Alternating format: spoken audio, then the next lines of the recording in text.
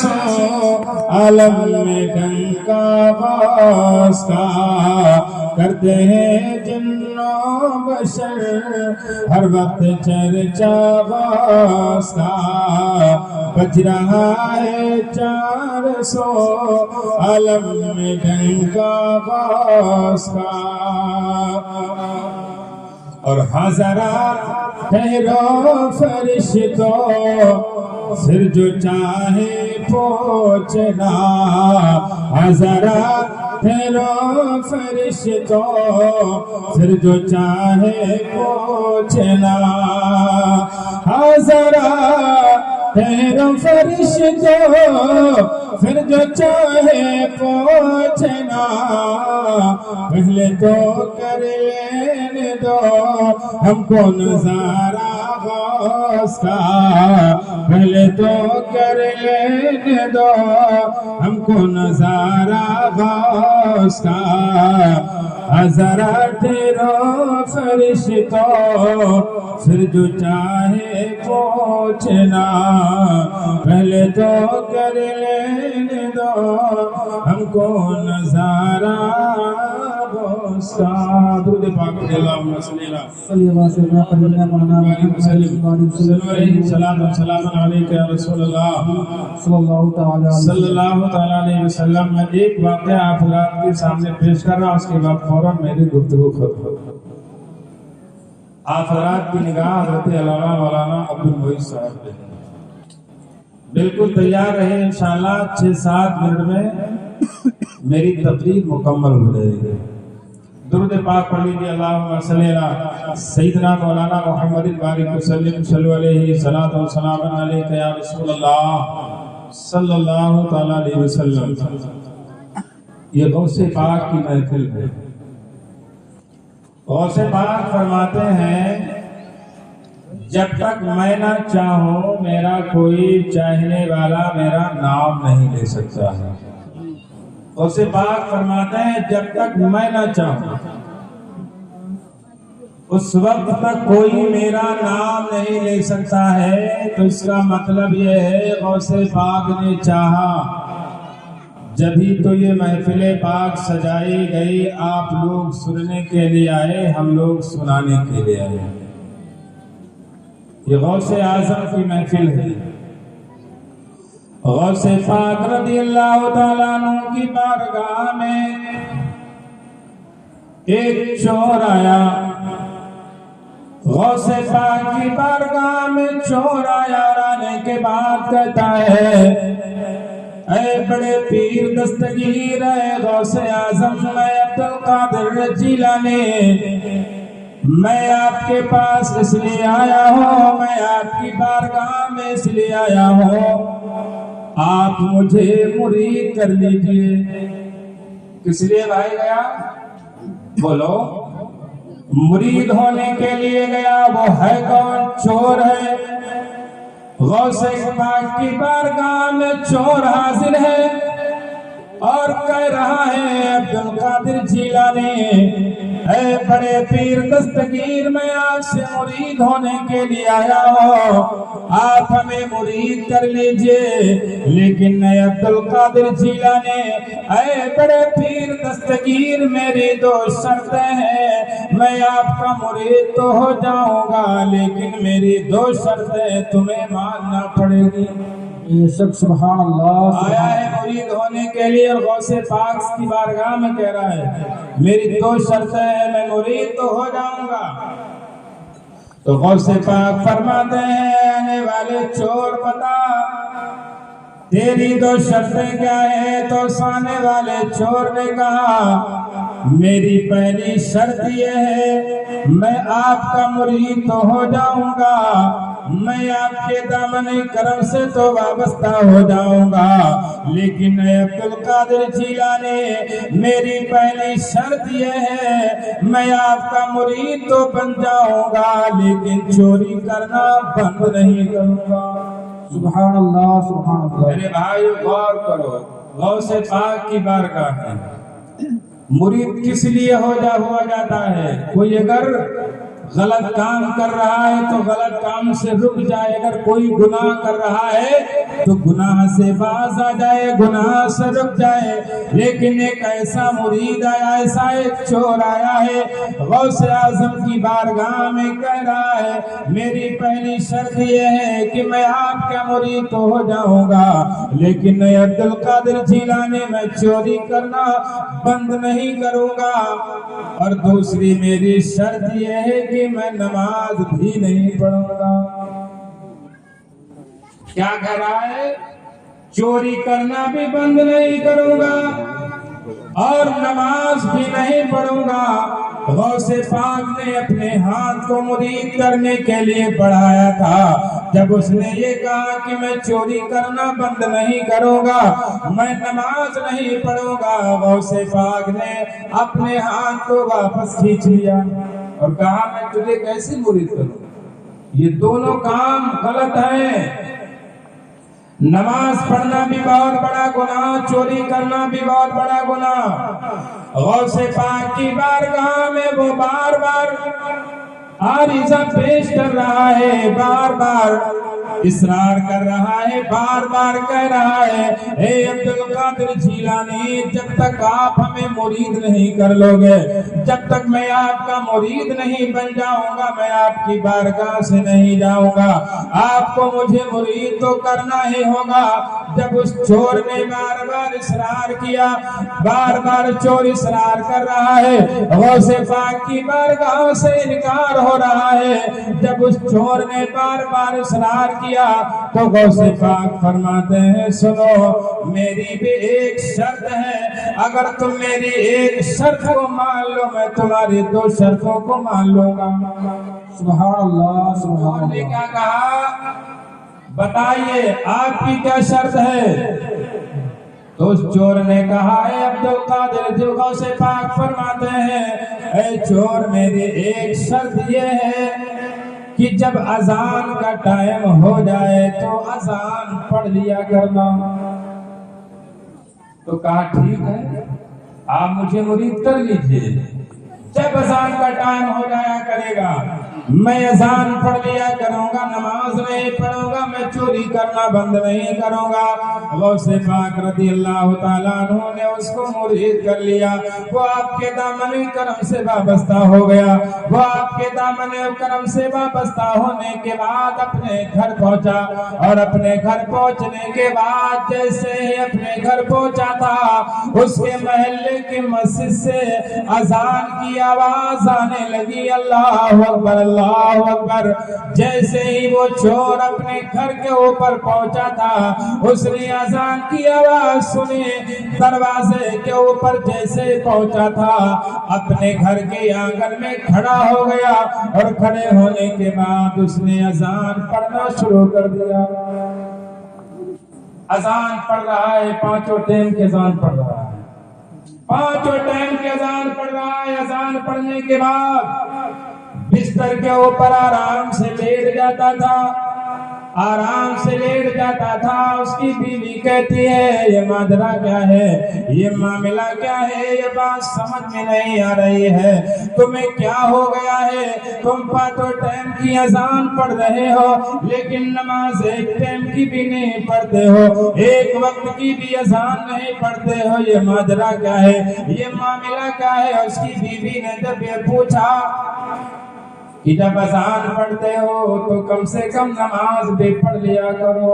سبحان اللہ سبحان اللہ۔ تو وہ چور کہتا ہے سنو میں نے صرف اذان کا وعدہ کیا ہے، نماز پڑھنے کا میں نے وعدہ نہیں کیا ہے، میں نے اذان پڑھنے کا وعدہ کیا ہے اسی لیے میں اذان پڑھ رہا ہوں۔ اب وہ روزانہ اپنے گھر کے اندر اذان پڑھ رہا ہے، پانچوں ٹائم کی اذان پڑھ رہا ہے، اذان پڑھتے پڑھتے اذان پڑھتے پڑھتے جب کافی ٹائم ہو گیا، گھر کے اندر جو بھی کھانے پینے کا سامان تھا وہ سب کا سب ختم ہو گیا۔ تو اس کی بیوی کہتی ہے اے شوہر نامدار، اے میرے سردار، صرف اذان ہی پڑھتے رہو گے، اب تو گھر کے اندر جو کچھ کھانے پینے کا سامان تھا سب ختم ہو گیا ہے۔ سبحان اللہ سبحان اللہ۔ کھانے پینے کا انتظام اب کرو، ورنہ میں بھی تمہارے بچے بھی تم بھی سب بھوکے مرنے لگو گے۔ اب کھانے پینے کا کوئی انتظام نہیں ہے، اور اس کا کام کیا تھا؟ صرف چوری کرنا تھا۔ جو کچھ گھر میں غلہ پانی تھا سب ختم ہو گیا۔ اب بیچارہ وہ سوچ رہا ہے چوری کرنے کتنے ٹائم جائے، چکر پڑا ہے۔ اگر ظہر کے بعد جائے تو عصر کا ٹائم ہو جائے گا، اگر عصر کے بعد جائے تو مغرب کا ٹائم ہو جائے گا، مغرب کے بعد جائے تو عشاء کا ٹائم ہو جائے گا۔ اب بیچارہ وہ چور اسی سوچ و بچار میں پڑا ہے چوری کرنے کتنے ٹائم جایا جائے۔ اذان بھی پڑھنا ہے، عبد القادر جیلانی سے اذان پڑھنے کا میں نے وعدہ کیا ہے۔ عشاء کے بعد اس نے سوچا عشاء اور فجر کے درمیان کافی ٹائم ہے، سوچا صرف ایک ہی ٹائم ہے، اور زیادہ تر چوری بھی تو رات میں ہی ہوتی ہے۔ چور حضرات چوری تو رات میں ہی کرتے ہیں، اور عشاء اور فجر کے درمیان کافی ٹائم رہتا ہے۔ اس نے سوچا کہ عشاء کی اذان میں پڑھ کے اپنے کام کے اوپر نکل جاؤں گا چوری کرنے کے لیے۔ جب عشاء کی اذان ہو گئی اس نے اپنے گھر کے شہر میں اذان پڑھ لی۔ اذان پڑھنے کے بعد اب وہ چوری کرنے کے ارادے سے اپنے گھر سے نکل لیتا ہے۔ راستہ طے کر رہا ہے، راستہ طے کرتے کرتے ایک ایسے مکان کے اوپر پہنچا جس کا مکان عالیشان بنا ہوا تھا، جس کا محل عالیشان بنا ہوا تھا۔ اس نے سوچا یہ مالدار آدمی کا گھر ہے، یہ امیر آدمی کا گھر ہے، اگر اس نے چوری کرنے میں ہم اگر کامیاب ہو گئے تو ہم مالا مال ہو جائیں گے۔ اب رات کی تاریکی ہے، رات کا سناٹا ہے، گھر والے سو رہے ہیں، محلے والے سو رہے ہیں، بستی والے سو رہے ہیں، اور چور جو تھا بڑا ہوشیار تھا۔ جب وہ چوری کرنے کے لیے جاتا تھا تو اپنے ساتھ ایک رسی لے کے جاتا تھا۔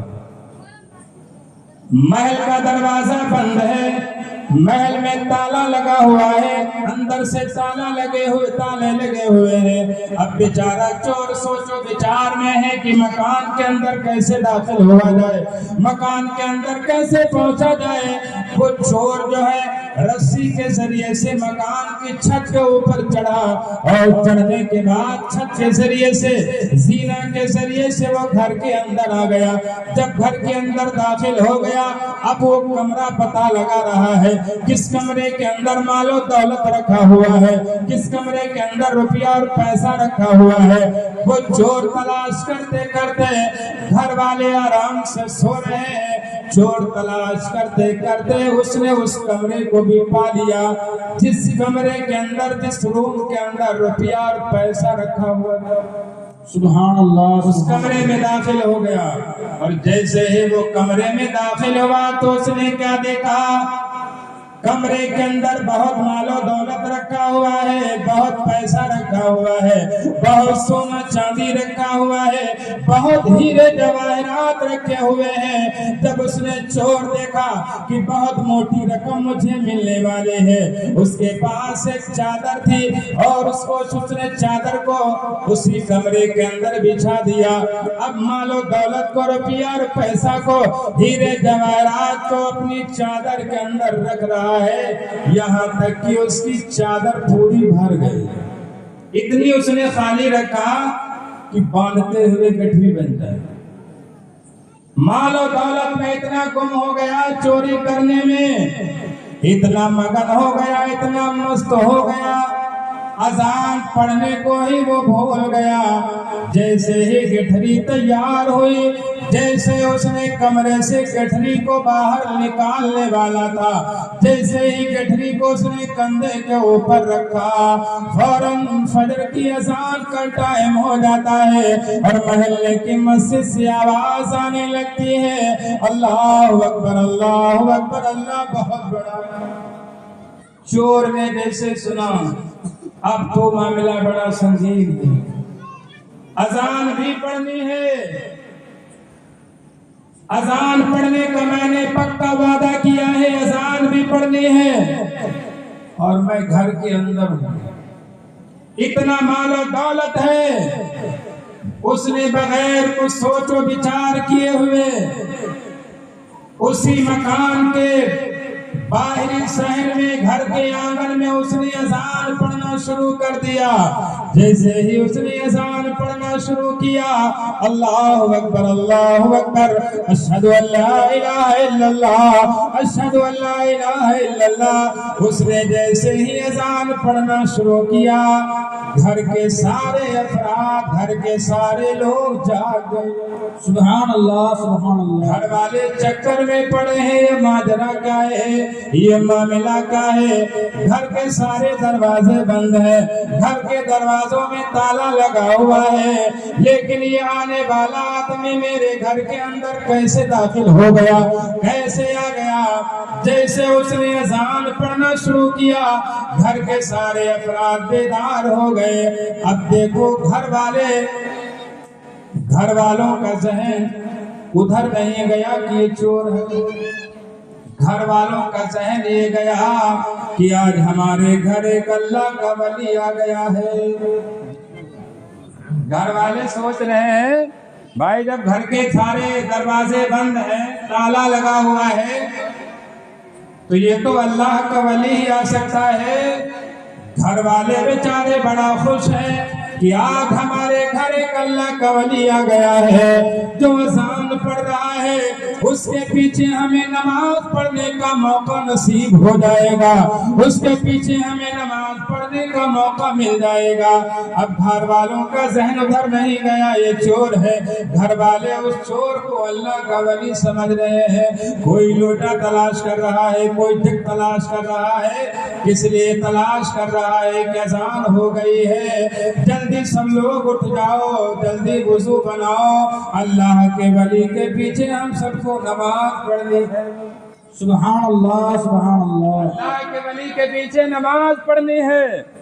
देखो गौसे आज़म की निगाहे विलायत, गौसे आज़म की निगाहे करम, निगाहे विलायत अब उस चोर के ऊपर पड़ गई। अब घर वाले, अब बेचारा वो नमाजी, अब बेचारा वो चोर जिसने कभी ना तो नमाज पढ़ी थी, न वो कभी नमाज नहीं पढ़ता था, बेनमाजी आदमी था। जब घर वाले समझदार हो गए, अब बेचारा चोर बड़ा परेशान है, चोर बहुत परेशान है कि अब तो हम फंस गए, मारे भी जाएंगे और हम पुलिस के हवाले भी कर दिए जाएंगे, अब तो हमारी जेल हो जाएगी, अब तो सारा माल बरामद हो जाएगा, रंगे हाथ अब तो पकड़ गए। चोर बड़ा बेचारा परेशान है। घर वाले वजू बनाने में मशगूल हैं, वजू बनाने में लगे हुए हैं। अब चोर ने सोचा कि अब कैसे बचा जाए। सोचा कभी नमाज नहीं पढ़े, चलो आधे ही नमाज पढ़ लेते हैं, हो सकता अल्लाह तबारक व तआला नमाज की बरकत से ही मुझे बचा ले। देखो मेरे भाई, नमाज की बरकत देखो, गौसे आज़म का, गौसे आज़म की निगाहे विलायत देखो। उसने इरादा किया, उसने नमाज कभी नहीं उसने पढ़ा था। देखा कि जब सब घर वाले अब जा गए हैं, वुज़ू बना रहे हैं, तो उसने भी नियत बांधे और 2 रकात नमाज पढ़ के वो आराम से बैठ गया। तब तक घर वाले पीछे सफ़े बना के बैठ गए। घर वालों ने सुन्नतें पढ़ा और पढ़ने के बाद उन्हें घर वालों में से एक आदमी बोला, हुजूर तकबीर पढ़ें। क्या कह रहे हैं? हुजूर तकबीर पढ़ें। तो वो चोर कहता है, घर वालों मैं हुजूर नहीं हूँ बल्कि मैं चोर हूँ। वो कह रहे हैं हुजूर तकबीर पढ़े, वो कह रहा नहीं मैं चोर हूँ। जब घर वालों ने बार बार इसरार किया तो चोर को गुस्सा आ गया। चोर ने गुस्से में कहा, पढ़ो तकबीर। جب نہیں مان رہے ہو تو پڑھو تکبیر۔ اب اندازہ لگاؤ جس کو خود کو نماز پڑھنا نہ آتا ہو، جس کو خود اپنی نماز پڑھنی نہ آتی ہو، بولو وہ نماز کیسے پڑھائے گا؟ یہ واقعہ، یہ ماجرا سرکار سیدنا غوث اعظم رضی اللہ تعالیٰ عنہ اپنی خانقاہ سے دیکھ رہے تھے، اپنے مریدوں کے درمیان بیٹھے ہوئے تھے، اپنی نگاہ ولایت سے دیکھ رہے تھے اور اپنے مریدوں سے کہہ رہے تھے، اے میرے مریدوں دیکھو میرا مرید پھنس گیا ہے۔ بغداد سے دیکھ رہے ہیں اور کہہ رہے ہیں دیکھو اے میرے مریدوں میرا مرید پھنس گیا ہے، میں نے اس کی تو شرطیں مان لی لیکن میں نہ پھنسا، اور وہ میری ایک شرط مان کے پھنس گیا ہے، میری ایک شرط مان کے وہ پھنس گیا۔ ایک ہی نگاہ ولایت نے سرکار سیدنا غوث اعظم کے ایک ہی نگاہ ولایت نے اس چور کو اللہ کا ولی بنا دیا۔ سبحان اللہ۔ سبحان اللہ۔ اسی لیے شاعر کہتا ہے ان کی نگاہ فیض